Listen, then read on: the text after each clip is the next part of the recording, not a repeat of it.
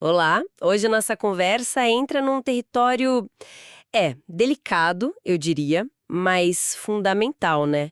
A coerência entre o discurso e a prática. Principalmente quando a gente fala de fé, de liderança religiosa. Vamos explorar umas reflexões aqui sobre integridade e também sobre hipocrisia, sabe? Baseadas num material que traz a visão de quem viveu o ministério por dentro, por bastante tempo. O tema central é uma crítica à hipocrisia que, segundo a fonte que a gente tem, pode aparecer em alguns contextos de ministério. A análise que temos aqui chega a comparar certas atitudes de líderes de hoje com os fariseus, aquele grupo religioso que Jesus confrontou, né, nos relatos bíblicos. A nossa fonte é um trecho, um texto chamado A Hipocrisia no Ministério e o Verdadeiro Chamado. Quem assina é o presbítero Marcos Benedito, e ele reflete aí mais de 2 décadas de experiência, então a nossa missão aqui é entender os argumentos dele, o que seria um verdadeiro chamado. Em oposição a uma liderança que ele chama de hipócrita, observando os perigos que ele aponta e também o chamado à autenticidade que ele faz. Prontos para a gente mergulhar nisso? Vamos começar então pela base da crítica dele? O texto define que honrar a Deus de verdade, isso passa por ter atitudes que reflitam a mensagem pregada. Certo. E logo de cara ele traz a fala de Jesus sobre os fariseus, lá em Mateus 23, versículo 3. Eles dizem e não fazem. Parece que é daí que parte toda a reflexão do autor, né? Exatamente. E é crucial entender quem eram esses fariseus nesse contexto, sabe? Para a gente captar a força dessa comparação que o autor faz. Era um grupo, né? Líderes religiosos da época de Jesus, conhecidos por seguir a lei judaica de forma muito estrita. Mas, segundo os evangelhos, Jesus criticou muito eles, porque focavam mais na aparência, na religiosidade externa, do que na sinceridade do coração, na justiça. Essa acusação de dizer e não fazer era o centro da crítica. Entendi. E o autor não para por aí, né? Ele intensifica essa crítica. Usa outra passagem do mesmo capítulo de Mateus, o versículo 13. Ai de vós, escribas e fariseus, hipócritas, pois que fechais aos homens o reino dos céus, e nem vós entrais, nem deixais entrar aos que estão entrando. Nossa, essa é uma acusação bem séria. O que significa, na leitura do texto, isso de fechar o reino dos céus? Olha, na leitura que o presbítero Marcos Benedito faz, essa passagem é interpretada como uma denúncia forte de que essa conduta hipócrita de certos líderes, ela não só impede eles mesmos de viver uma fé genuína, eles mesmos não entram, né? Mas também vira um obstáculo para outras pessoas. Eles não deixais entrar. Isso pode acontecer como, segundo o texto, quando a liderança dá um mau exemplo, ou distorce a mensagem, ou até cria barreiras que não precisavam existir, dificultando o acesso das pessoas a uma relação autêntica com Deus. O texto sugere que os fariseus rejeitaram Jesus justamente porque ele expôs essa falta de conexão, as obras más por trás da fachada religiosa, e aponta, baseado lá em João 11, que a motivação dele seria inveja e medo.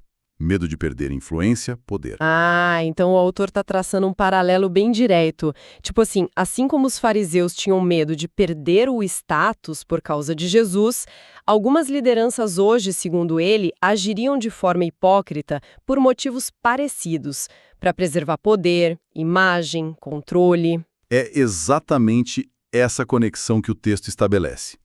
O autor descreve um cenário de hoje, né, onde ele observa líderes que pregam sobre amor, mas, sabe, demonstram amargura, criam divisões, falam de perdão, mas guardam ressentimentos profundos, ensinam sobre humildade, mas buscam ativamente os lugares de destaque, de reconhecimento. Para o autor, essa dissonância não é só uma falha pessoal, é um padrão. Um padrão que espelha direitinho a crítica de Jesus aos fariseus. Ele vê a mesma dinâmica, sabe? De priorizar a aparência, o poder, em vez da essência da mensagem. O texto chega a usar uma linguagem, nossa, muito forte, quando cita a primeira epístola de João, capítulo 3, versículo 15. Todo aquele que aborrece a seu irmão é homicida. E ele relaciona isso à hipocrisia, falando em homicídio espiritual. Isso é impactante. Como a gente pode entender essa ideia de homicídio espiritual no argumento dele? Sem dúvida, é uma das acusações mais pesadas que o texto faz. A implicação, na visão do autor, é que a hipocrisia de um líder religioso pode ter consequências devastadoras na vida espiritual das pessoas. Ao apresentar um modelo distorcido de fé, sabe? Ao gerar descrença pelo mau exemplo, ao afastar as pessoas de Deus por causa das atitudes incoerentes, essa liderança estaria, assim, metaforicamente claro, matando a fé, ou a possibilidade de crescimento espiritual de outros. Não é um assassinato físico, óbvio, mas um dano profundo à alma, impedindo, dificultando o acesso ao que o autor entende como a vida e a verdade do reino de Deus. É uma forma de dizer que as consequências da hipocrisia vão muito além do próprio líder, né? Afetam a comunidade toda. Essa análise das consequências vai fundo mesmo, né? O autor usa umas imagens bem vívidas para descrever o que acontece quando o que ele chama de falsa liderança se instala. Fala de líderes que constroem verdadeiros tronos para si mesmos dentro das igrejas. Sim, essa imagem do trono é poderosa, sugere uma inversão total de valores, né? Em vez de servir, o líder busca ser servido. Busca uma posição de autoridade, de domínio que, na visão do autor, não bate com o modelo de liderança de Jesus, que seria o baseado no serviço. E a crítica vai além. Chega na ideia de transformar o ministério num feudo familiar. Feudo familiar. Isso quer dizer que o poder, a liderança, passam a ser tratados como propriedade privada. Talvez herdada, em vez de um chamado de Deus. Exatamente essa implicação. O texto critica essa dinâmica, onde a liderança não vem pelo caráter, pelo chamado, pela capacidade espiritual, mas sim por laços de sangue, ou por um sistema de favorecimento interno, sabe? Nesse cenário, segundo o autor, a verdade pode acabar sendo sacrificada para manter o controle da família ou do grupo no poder. A preocupação maior vira preservar a estrutura de poder, e não a fidelidade à mensagem ou o bem-estar espiritual do pessoal da comunidade. É uma crítica forte, é uma forma de nepotismo, de controle que descaracteriza a natureza do ministério como serviço a Deus e à comunidade. E para sublinhar o perigo dessa confiança toda em estruturas humanas, em poder pessoal, o texto usa uma advertência lá do Antigo Testamento, do profeta Jeremias, né? Capítulo 17, versículo 5. Maldito o homem que confia no homem e faz da carne o seu braço e aparta o seu coração do Senhor. Como essa citação se encaixa aí no argumento sobre os tronos e os feudos? Ela funciona como um pilar teológico para a crítica do autor. Ao citar Jeremias, o texto reforça a ideia de que colocar a confiança principal em seres humanos, na força própria, que ele chama de braço de carne, e em sistemas de poder terreno, ou em linhagens familiares, é um caminho perigoso e espiritualmente equivocado. Segundo essa visão, isso inevitavelmente leva a pessoa a se afastar de Deus. Aparta o seu coração do Senhor.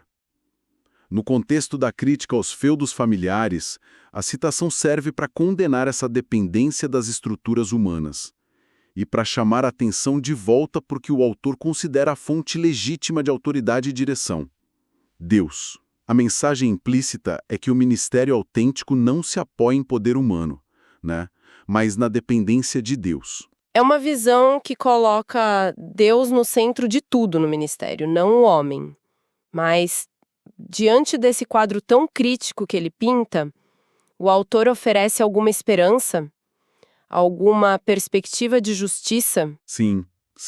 Apesar da crítica ser bem severa, o texto demonstra uma convicção forte na soberania e na justiça de Deus.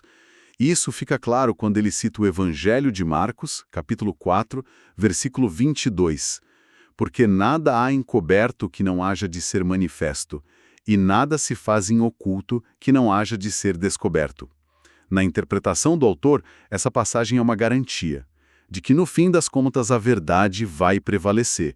Nenhuma aparência de piedade, nenhuma máscara de religiosidade, nenhuma estrutura de poder montada para esconder a verdade vai conseguir enganar a Deus para sempre.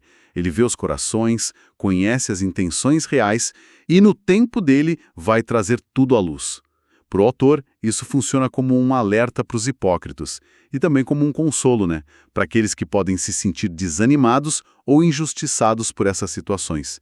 A justiça divina é inevitável para ele. Entendi. Então, depois de pintar esse quadro da hipocrisia e das consequências dela, o texto oferece um contraponto. Qual seria o modelo ideal de ministro, de líder, segundo essa perspectiva? Com certeza. O texto contrasta essa figura do líder hipócrita com o que ele chama de verdadeiro ministro. E a diferença fundamental está no foco. Enquanto o primeiro estaria preocupado em construir e preservar a própria imagem, o poder, o trono, o segundo estaria focado em algo completamente diferente: manter acesa a chama da verdade. A prioridade muda, radicalmente. Manter acesa a chama da verdade. O que isso quer dizer na prática, então, segundo o autor? É obediência à palavra acima de tudo. Exatamente. Honrar a Deus nessa visão significa obedecer à sua palavra, aos seus princípios, mesmo quando isso for difícil, sabe?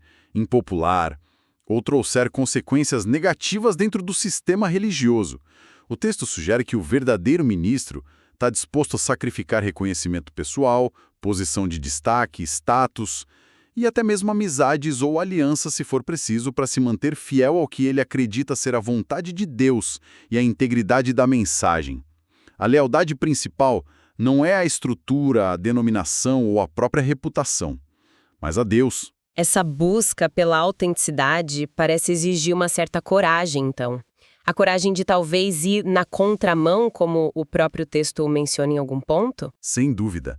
A perspectiva que ele apresenta é que a fidelidade a Deus pode sim colocar a pessoa em conflito com sistemas humanos, mesmo os religiosos, que, por acaso, tenham se desviado dos princípios originais. Ser um verdadeiro ministro, nessa ótica, implica estar disposto a nadar contra a corrente, a desafiar o status quo quando for preciso. Não por um espírito de rebeldia, entende? Mas por um compromisso com a verdade, como ele entende a partir da palavra de Deus. E o texto termina com um chamado bem direto à ação, não é? Citando a Epístola de Tiago, capítulo 1, versículo 22. Sede cumpridores da palavra e não somente ouvintes, enganando-vos com falsos discursos. Parece um fechamento que amarra toda a argumentação dele. Sim. Essa citação de Tiago funciona como a conclusão prática de toda essa reflexão, se a gente conectar isso ao quadro geral que o autor pintou. Ser cumpridor da palavra vai muito além de um conhecimento intelectual, sabe? Ou de concordar teoricamente. Na perspectiva do texto, significa incorporar a mensagem na vida diária. Traduzir a fé em ações concretas, coerentes. É um antídoto final contra a hipocrisia que ele denunciou. Aquela hipocrisia de ouvir a palavra, talvez até pregar, mas não viver ela, enganando-vos com falsos discursos. O chamado é para uma sinceridade radical, onde a vida da pessoa se torna a maior evidência da fé dela. É um apelo para que o sermão mais eloquente seja a própria conduta. Faz todo sentido. Então, recapitulando um pouco nossa análise sobre esse trecho do presbítero Marcos Benedito, a gente partiu de uma crítica bem contundente à hipocrisia no meio ministerial, né? Usando comparação histórica com os fariseus para ilustrar essa desconexão entre o dizer e o fazer. Vimos os perigos que ele apontou, o risco de fechar o acesso ao reino de Deus, de causar o tal homicídio espiritual, de transformar o ministério em busca por poder pessoal ou num feudo familiar. E, por fim, a gente explorou o chamado à autenticidade, à obediência a Deus acima das estruturas humanas e a ser um cumpridor da palavra, viver na prática aquilo que se prega. É uma perspectiva forte, né? Nascida, como a gente falou, de mais de 20 anos de vivência do autor nesse meio. Exato. E essa exploração toda nos deixa com uma questão importante, eu acho, que é com a do próprio texto, mas convida a gente a ir um pouco além. Se a aparência pode enganar, como o texto sugere, né? E as estruturas podem ser usadas para manter o poder, como é que se pode discernir a autenticidade na liderança? Seja ela religiosa, política, empresarial, em qualquer área, na verdade. O que, para além do discurso, sinalizaria uma liderança que está genuinamente comprometida com a verdade e com as pessoas, em contraste com aquela focada em si mesma. E talvez trazendo a reflexão para um nível mais pessoal. A partir daquela exortação de Tiago, como cada um de nós pode avaliar a própria distância entre ser só um ouvinte dos valores que a gente diz ter, dos princípios que afirmamos seguir, e ser de fato um cumpridor no dia a dia? Fica essa provocação, né? Sobre a busca constante pela coerência entre o que a gente acredita, o que a gente fala e, fundamentalmente, o que a gente faz.